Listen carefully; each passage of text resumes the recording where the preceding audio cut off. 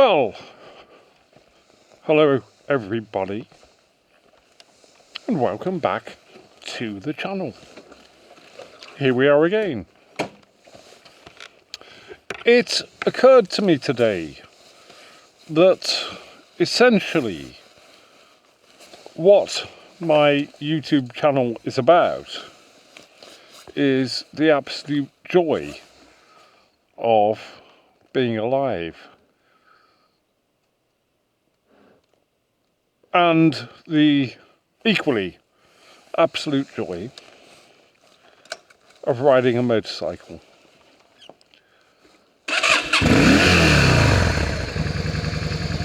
And I probably don't need to tell you about that too much.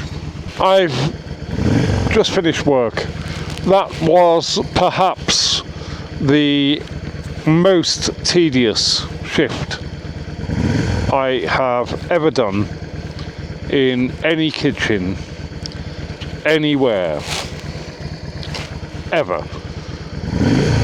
What kept me going through it was the knowledge that at the end of it I was going to be riding this magnificent beast all the way home to the woman that I love.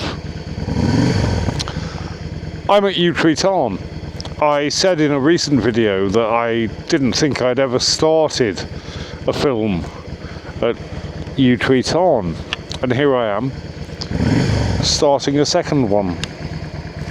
I've just been setting up my camera gear and admiring the constellation of Orion. I don't know if the camera's picked it up, but you can find better pictures on Google. I was pondering all kinds of things, and so yes, you guessed it,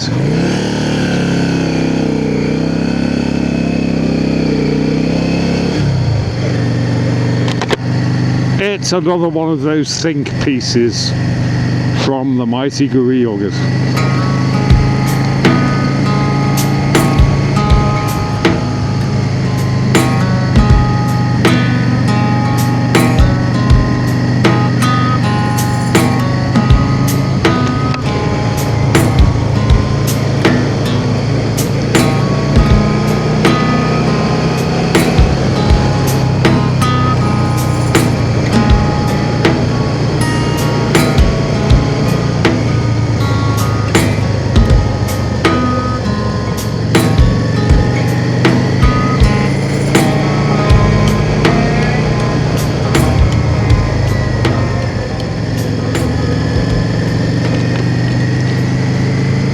Work was very quiet this evening, and so having done all of the things that I had to do, I had nothing to do except talk to some of the regulars in the pub where I have been working.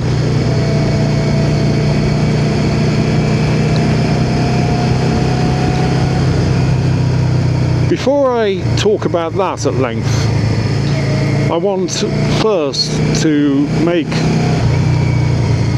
a couple of observations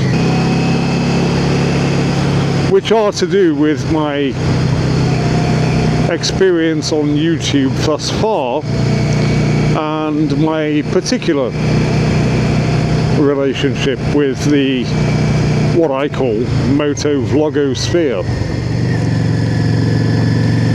It seems to me to be abundantly clear that the best way to get lots and lots of subscriptions and lots of views is to either have a nice pair of tits and ride a motorcycle,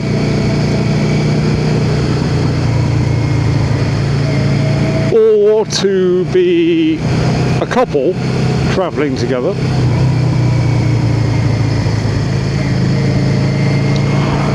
or to be a middle-aged single guy who likes to talk about his mental health issues. Those would appear to be the three sub-niches, if you like, that will guarantee you, if you don't dim your lights, I'll flash mine, you fucking retard. Oh dear, that's probably not going in the final video, though actually it probably is, for reasons that may become clear.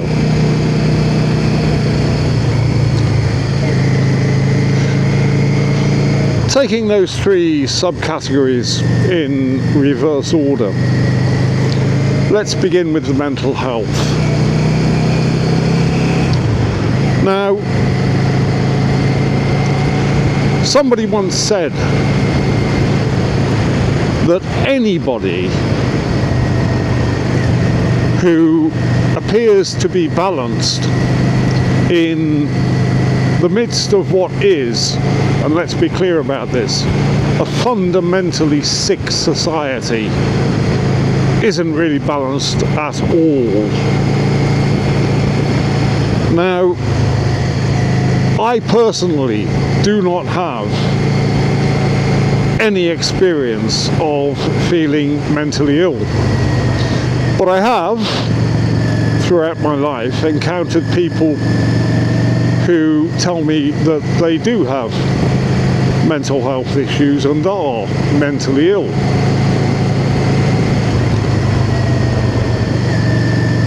Personally, I don't think there's anything very much wrong with them.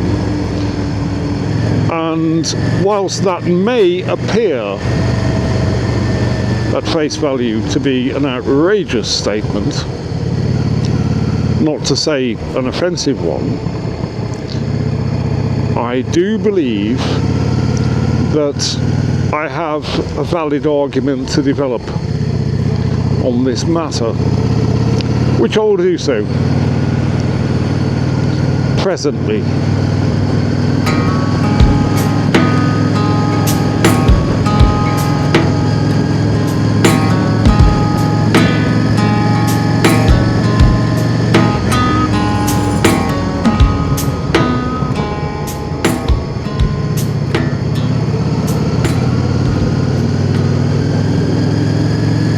Oh look, Coniston again.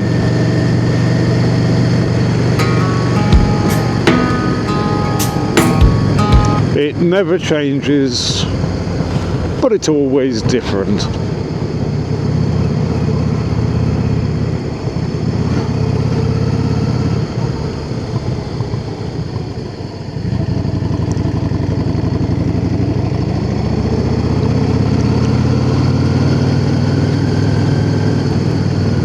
Don't need any petrol or beer tonight.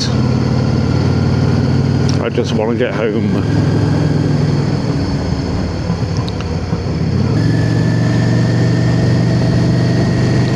As I mentioned, I spent quite a bit of time today talking to people I don't normally have time to talk to because I'm too busy cooking or doing prep, generally just running the kitchen. But this evening I had nothing else to do. All of the prep was done, kitchen was clean, ready to work, nothing to be done. So from my point of view, I always think if you've got nothing to do, the best thing to do is to do nothing. Or, if you can, go outside and get on your motorcycle. It's always going to be better than anything else, isn't it? And you know this. So I'm getting involved in conversations with people I know reasonably well, people who I wouldn't call friends, but acquaintances, and for whatever reason, the conversation turned to politics. And there were about 7 or 8 men, I might mention, in varying states of inebriation. And every last one of them wanted to blame all of their ills, all of them, all of the things that were wrong with the world, they wanted to blame on immigration. Immigration, yes. If we just stop immigration, was their argument, then all of our problems will go away. There'll be no more poverty. There'll be no more housing crisis. We won't need food banks. Everything will be okay. And some of them even went so far as to argue that if only we had a Reform Party government instead of a... What government have we got at the moment? Because they all look the same to me. Oh yes, a Labour government. I mean, come on, wake up people. Have you ever seen a government enacting so many anti-working class bits of legislation as the current one? And this is the goddamn Labour Party. Well, you know, let me make it clear. I have never thought that the Labour Party was a party of the working class. Certainly it has never been a socialist party, and it has only ever sought election with a mandate to run capitalism. Now, as a thoroughgoing anarcho-socialist motherfucker, which I am, I know that capitalism can only be run one way, which is to say, in the interests of the capitalist class. So I didn't expect anything from this recently elected government. No different than the Tories, never could be. Governments don't make policy. Economics defines policy. Governments are just an administrative body and nothing more. But these crazy right-wing anti-immigration, disempowered, impoverished, disincentivized members of the working class who happen to be white and have penises believe that if only Nigel Farage, I don't even know how to pronounce that, were our Prime Minister, everything would be different. Absolute and abject nonsense. And so I gently tried to point out that everybody who lives anywhere apart from the west of Africa is the descendant of an immigrant. I was shouted down, ridiculed. I then tried to point out that 20,000 years ago there weren't any human beings living on this little island that we now inhabit. I got shouted down again, and it carried on and carried on and carried on until I eventually got some food to go and cook. One of the racist anti-immigration motherfuckers ordered a bowl of fries. I promise I didn't spit on them. But this, my friends, is what we're up against. We're up against ignorance. I also tried to point out that the news sources that they were quoting in defence of their anti-immigration position were fundamentally flawed. I pointed out that pretty much all of the media that working class people consume is owned and controlled by a small minority of people who want you to hate everybody that isn't like you, because that way they can carry on laughing all the way to the bank, whilst we, the working class, produce everything, distribute everything, administrate everything, and give it all away.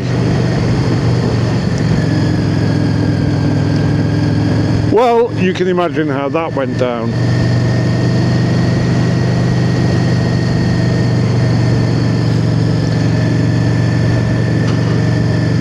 And this is one of the reasons that I am very understanding of people who have decided to just give up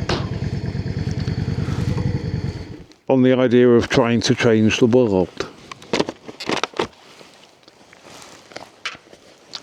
And I would like at this point to mention a fellow YouTuber who is far bigger than most of us. A guy maybe 10 years older than me who's been riding motorcycles for most of his life. If you look at the work of living off the slab, that's the guy I'm talking about.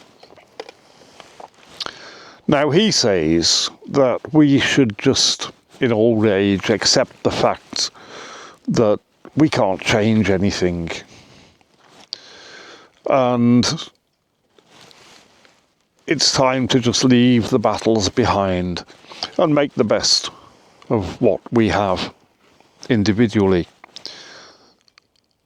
That is a notion that I sympathise with, but at the same time reject completely. I think it's wrong-headed.